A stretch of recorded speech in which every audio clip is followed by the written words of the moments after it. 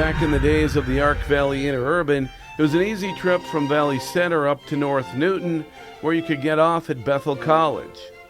A few decades earlier, the college rose up on prairie land just outside Newton. To open with a new, impressive, stately building like this, the message was clear: this college was here to stay. At the time, the entire college operated in this Richardsonian Romanesque design by prominent architects Proudfoot and Bird.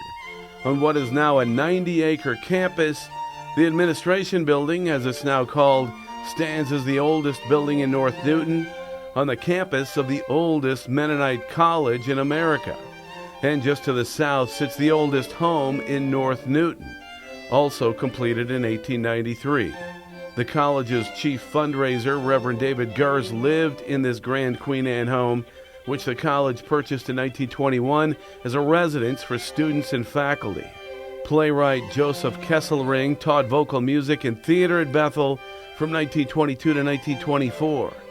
He lived in this house, and it's believed that the setting for his play Arsenic and Old Lace is based on this house and North Newton. The gentleman died because he drank some wine with poison in it. Well, how did the poison get in the wine? Well, we put it in wine because it's less noticeable. When it's in tea, it has a distinct odor. North Newton was incorporated as a city in 1938 in order to establish water and sewer service to Bethel College and the houses that surrounded it. At the time, the city of Newton didn't have the resources to annex the area. Since then, North Newton has become a highly desirable place to live, known for its educated and progressive populace. If you have a house in North Newton for sale, it's not going to last very long. And I think that North Newton is the best kept secret in south central Kansas. North Newton boasts of an extensive trail system for walking and biking. It connects with neighboring Newton to create what they call the Trail of Two Cities. You can start in South Newton and end up in northwest North Newton, and then you can loop back into town, and you can spend your days wandering the trails of Newton and North Newton. 150 years ago, the cowboys and their cattle were traveling through here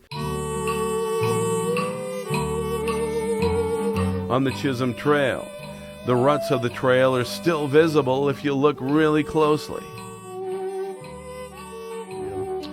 Chism Trail went through North Newton, and there's a monument to it on the Bethel College campus. And a fellow that lived just across the alley here, across the way here, used to come in and see me. He was about 90 at the time. He can remember when his father tried to till the ground right here where City Hall is, and had a tough time breaking the sod because it was trampled so heavily by the feet of cattle on the Chism Trail back in 1871.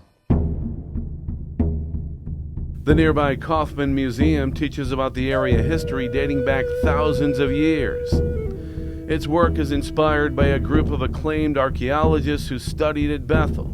Among them, Waldo Wadle, who is a central figure in the study of the prehistory of the Great Plains. He worked for the Smithsonian Institution for 29 years, retiring as senior archaeologist in 1976.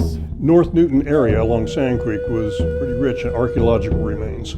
And so there are a number of sites along Sand Creek that where I can remember when I was a kid, there was an old man who could still remember the Indians camping near Sand Creek back at the turn of the century.